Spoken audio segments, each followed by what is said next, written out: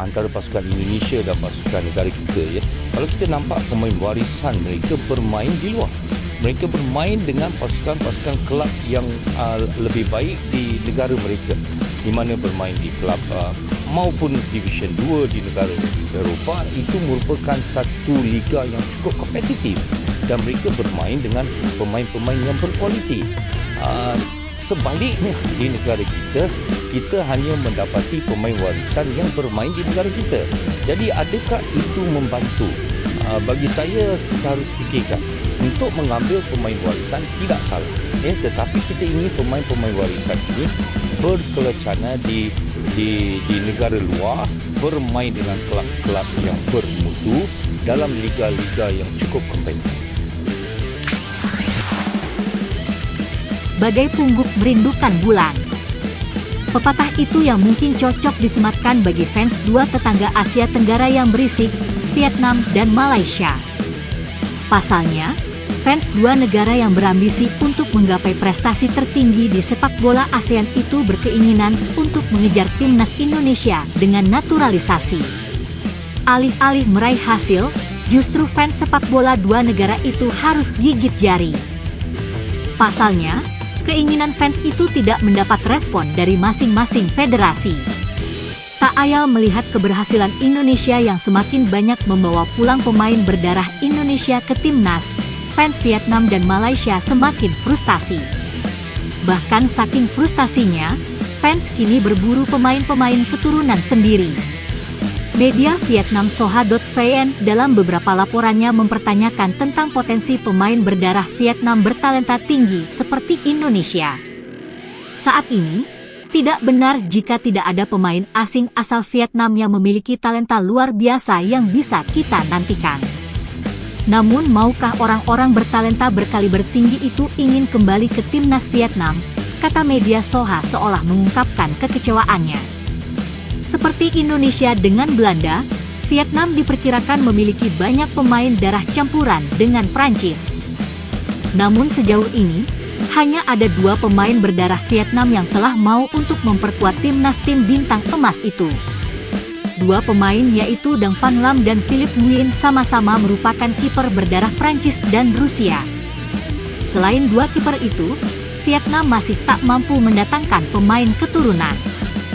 Permasalahan kesulitan untuk mendatangkan pemain keturunan ini menurut Soha karena regulasi terkait pemain luar negeri yang sulit. Bahkan untuk klub, Federasi Sepak Bola Vietnam VFF juga membatasi dengan ketat pemain luar negeri.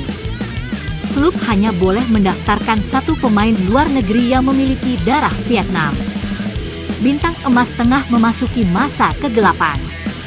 Daripada mengolok-olok kebijakan Indonesia dengan naturalisasi pemain atau menyebut timnas Indonesia sebagai Belanda B, sekarang mungkin saatnya bagi Vietnam dan negara-negara Asia Tenggara lainnya untuk mempertimbangkan belajar dari Indonesia, kata Soha lagi. Sedangkan media Vietnam dan Tri mengatakan upaya untuk mendatangkan pemain keturunan kini akan dilakukan melalui klub. Salah satu yang sudah bergerak adalah Chong An Hanoi FC, klub polisi kota Hanoi. Mereka kini telah mendatangkan Jason Pen dan Quang Vinh yang memiliki ayah Perancis dan ibu Vietnam. Pemain berusia 27 tahun itu sebelumnya pernah bermain untuk tim Prancis U16 dan U18. Di level klub, ia bermain sebagai gelandang New York dan KRM di Liga 2 Prancis.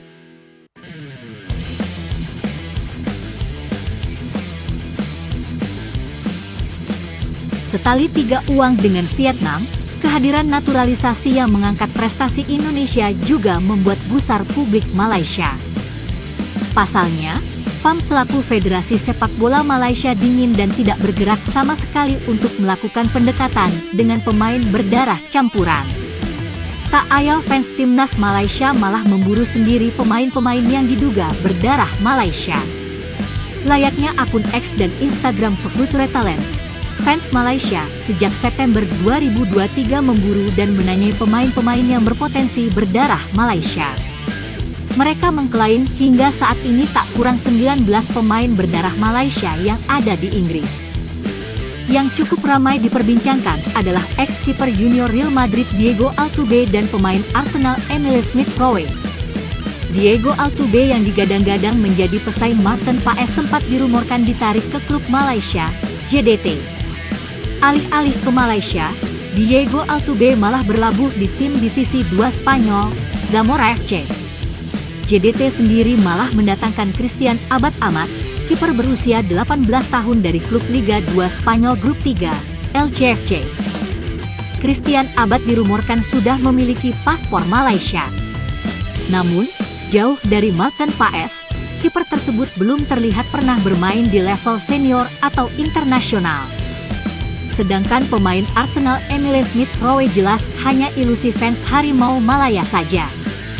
Meski memiliki darah Rembau, Negeri Sembilan, namun Rowe yang sudah bermain untuk timnas Inggris ini tidak mungkin lari ke Malaysia.